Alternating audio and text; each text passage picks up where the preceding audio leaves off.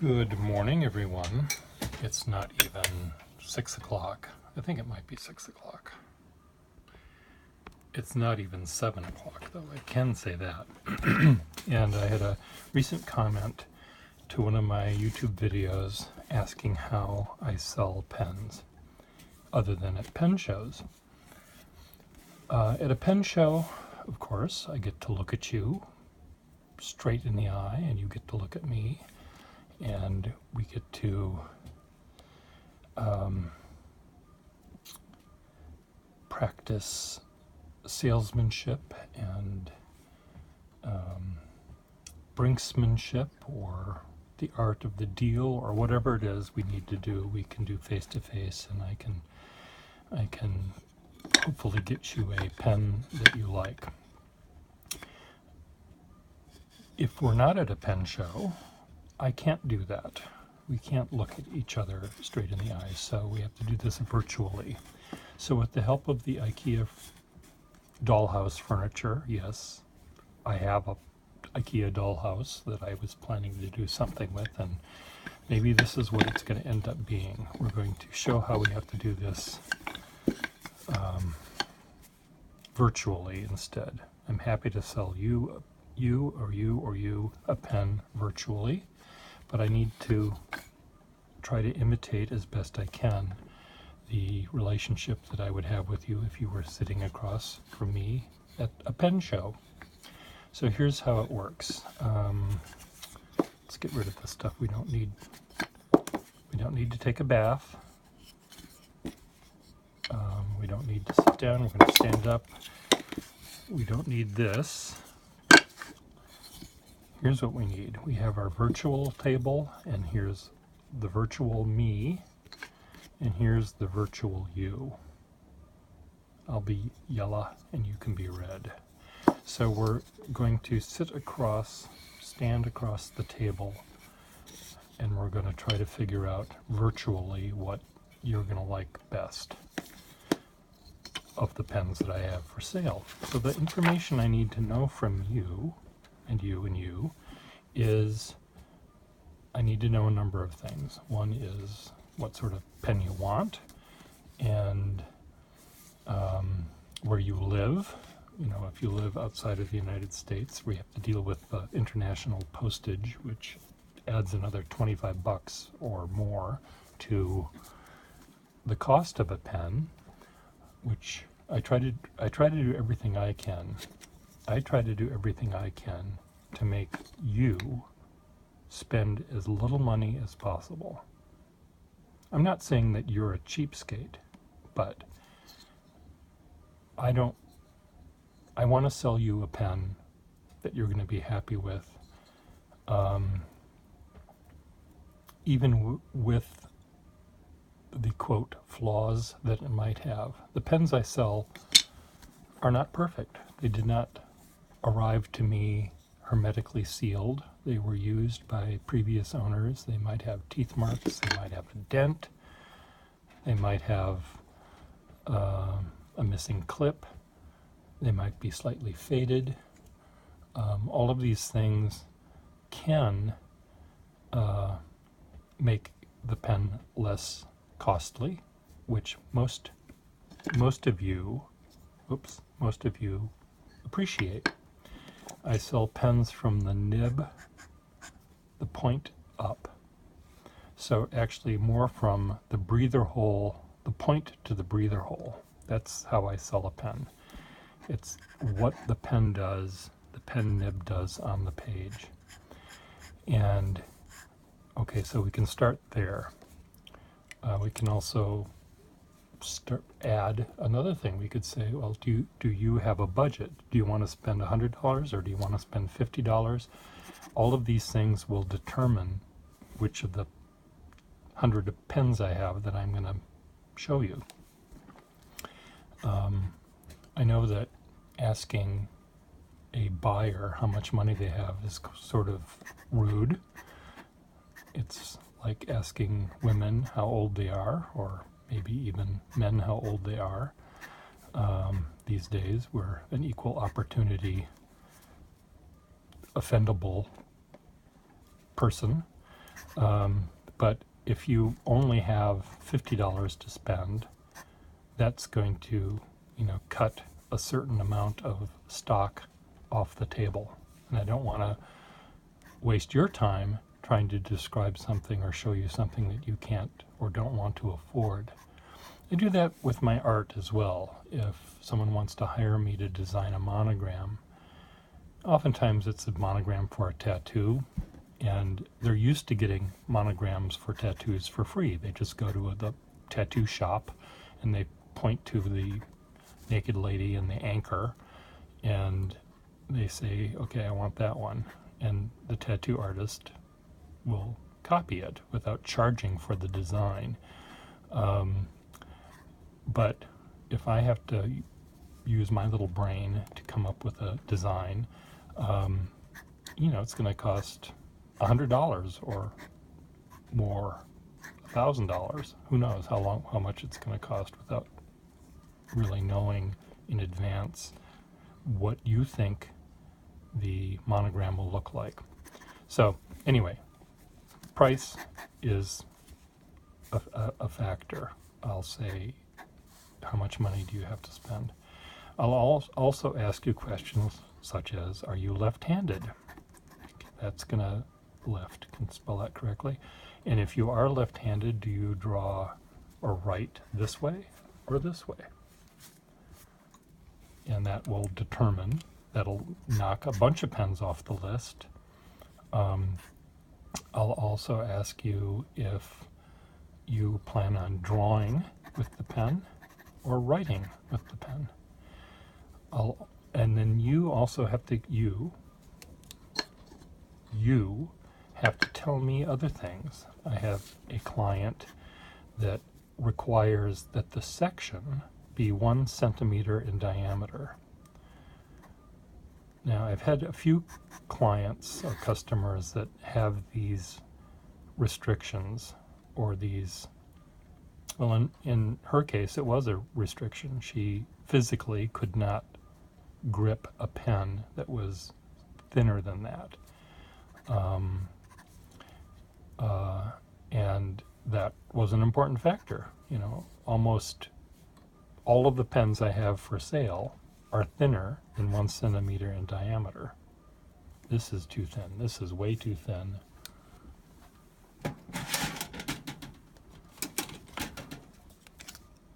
She wanted something that was even thicker than that.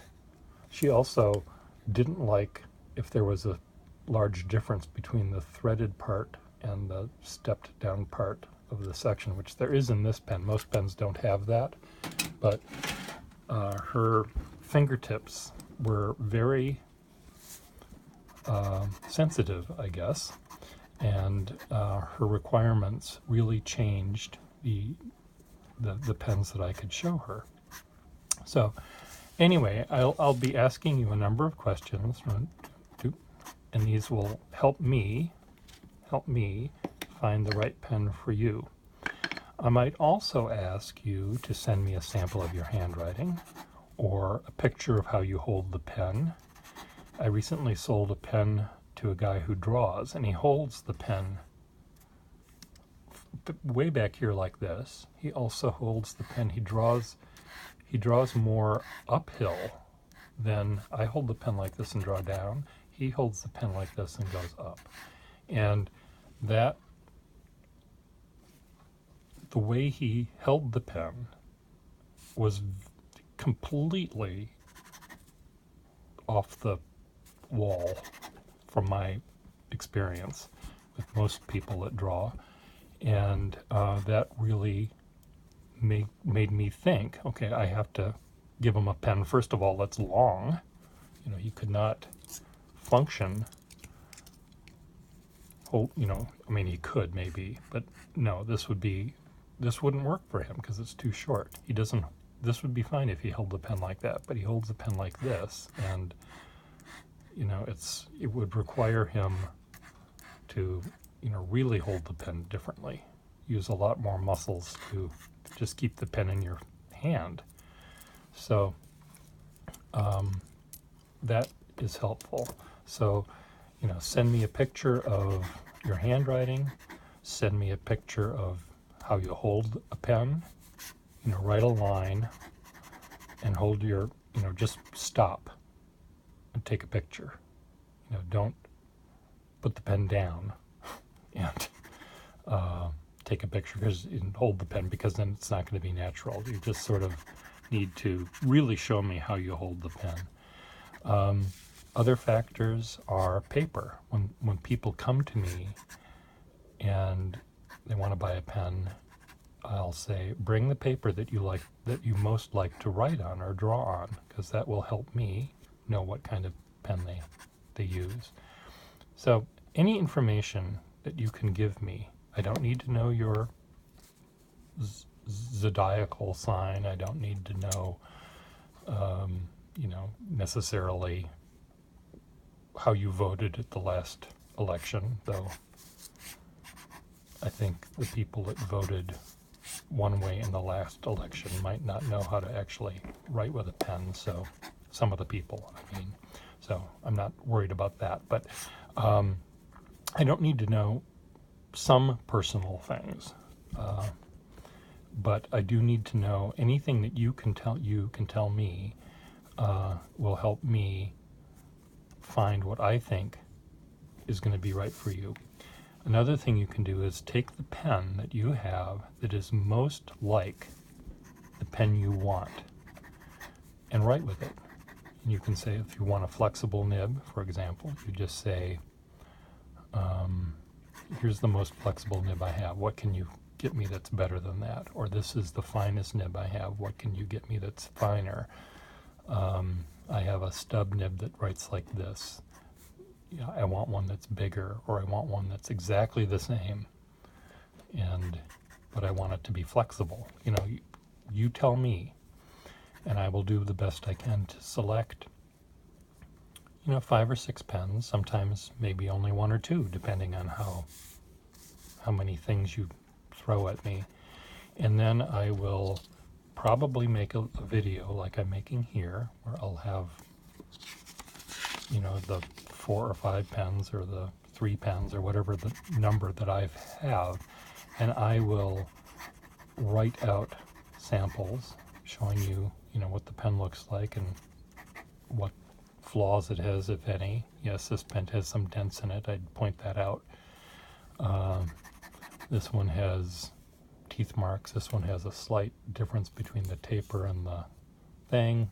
I would try to point out in the video or in an email what the problems are, if there are any. And I would also show you the range that I can get out of it. Now, it may mean that you have to alter your touch a little bit. You hold the pen a little bit lighter than you may normally hold it. You don't have to, but in order for me to, when I show you the range of the thin to the thick, I'm barely touching the paper to make that thin line. And when I press down, I often press down more than someone that's never used a fountain pen before, because they're afraid of breaking it. So I'll show you the range of these pens, the 3 or 4 pens, and I'll email you a photograph of the 4 pens, so you know which is which, and I'll let you know how much they cost. That's essentially how it works, and I try to fine tune it based on what you tell me in the beginning.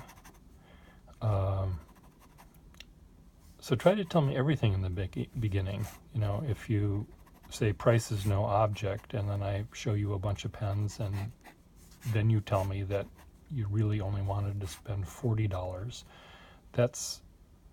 I wish I would have known that before, because $40 is different from $80 or $100, and I'm sure I'd be able to find you a pen that you'd be happy with for that amount of money. But let me know. Are you a lefty? Do you write with a hook? Do you require permanent ink? Do you require a 1 centimeter or larger section? So the more you tell me, the better I'm able to help you. So we'll be happy. Are we smiling? I guess that's a smile. So that's how it works. It's not as easy as just going to the, click buy it now on eBay. You can certainly do that. Or you can bid, try to get a $400 pen for $40 by hoping that no one else looks at it. You can, I buy lots of pens on eBay, and I sometimes am happy, and other times I'm not. If I were buying pens only for myself on eBay, I might, have that kind of mouth. Actually, when I'm smiling, it's only that way. I don't know how to actually, my muscles don't make it do that. This is a smile for me. But I can be unhappy with what I buy. And it's usually because I didn't read the description well enough. I bought a pen yesterday, it came in the mail, and it was a Schaefer pen that cap didn't screw on. And it said that right there in the description. The cap screws and screws and screws. Well, I didn't read it. I just looked at the pretty pictures. And luckily I had a cap. And I had a similar pen, and I just did a cap switcheroo, and they work, both of them work fine. However, the other thing with buying pens on eBay, a lot of the nibs that I'm buying are really nice nibs. I may already have one that's like it, so I'm happy to fix the pen and sell it to another person, maybe even you. But I also love all sorts of different kinds of nibs. 2 pens I bought yesterday, or that came yesterday as well, were these 2 desk pens. Neither one of these nibs is a nib that I would have originally been interested in. They're too firm. But I've learned in the last couple of years, actually within the last year, that there is a reason to like this nib, this kind of a nib, and I've been enjoying them. I have to do different kind of writing or different kind of drawing. Actually, I probably would never draw with this pen particularly, but there's a certain kind of lettering and certain kind of writing that I will do with this pen. And I had never thought about using a rigid manifold nib for anything other than emergency tracheotomies. But pens like this one is relatively rigid as well. There's a certain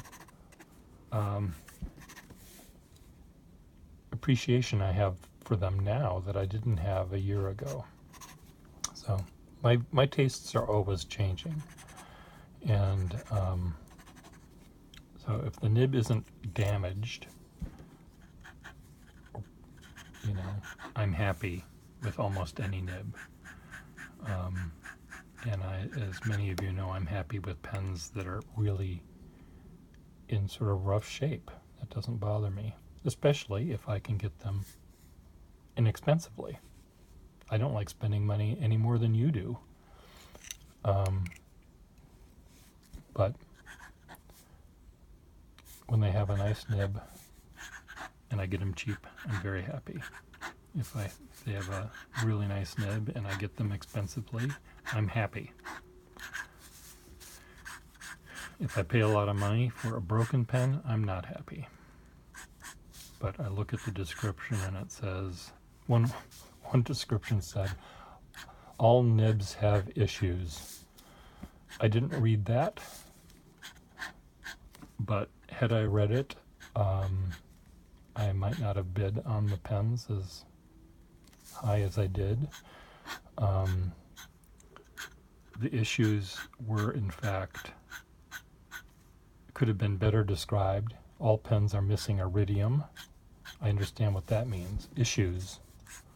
I have issues. Let me tell you, I have got issues, and the issues have nothing to do with broken nibs, but issues do not necessarily mean broken nibs. So be specific when you're. I try to be specific if I'm selling a pen. Yes, this pen has issues. Well, it has dents. That's its issue. Anyway, that's how we start. So if you're interested in buying a pen from me, send me an email. I'll send me a picture of a pen that you have that's close to what you want. Tell me how much money you're willing to spend on a pen. Between 60 and 80, let's say, or 40 and 60, or 200 and 500. They're all going to be, when you get to this layer, you're not buying the nib. I mean, you are. The nib comes with the pen. You're buying the pen. You're buying the entire thing that's perfect or rare or something. But down here, we're talking about the nib, and the pen will write even if it does have issues like dings. If it has issues like broken iridium, no, it's not going to write, and I'm not going to sell you a pen that has broken iridium. I will sell you a pen that works perfectly fine. Anyway, here we are. This pen is mine, but it could be yours. Actually, not this one. This one I've rediscovered and put a really yummy nib in it that I'm happy with keeping and playing with right now, but maybe at one point this might go to you. But right now, it's mine. It's mine.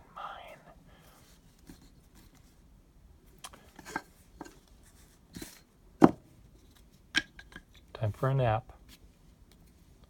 Good night.